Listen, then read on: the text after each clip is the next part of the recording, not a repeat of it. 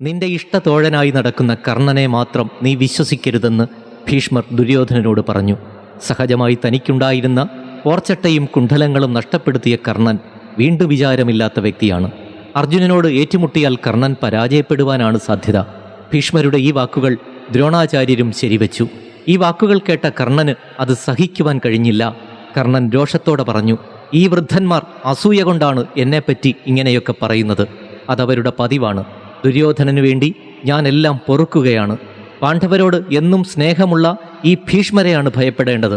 അദ്ദേഹം എന്നെ അപമാനിക്കുന്നതും അതുകൊണ്ട് തന്നെയാണ്. ഞാൻ ഒറ്റയ്ക്ക് ഈ പാണ്ഡവ സൈന്യത്തെ മുഴുവൻ നശിപ്പിക്കാം. ഇപ്പോൾ ഞാനത് ചെയ്താൽ അതിൻ്റെ ഖ്യാതി ഭീഷ്മർക്കല്ലേ ലഭിക്കുന്നത്? യുദ്ധം ജയിച്ചാൽ അതിൻ്റെ പേരൊക്കെ സേനാപതിക്കല്ലേ കിട്ടുന്നത്?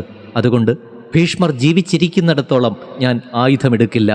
അതിനുശേഷം ദുര്യോധനന് വേണ്ടി ഞാൻ യുദ്ധം ചെയ്ത് വിജയം നേടിത്തരാം. കർണൻ ഇപ്രകാരം പറഞ്ഞു നിർത്തി.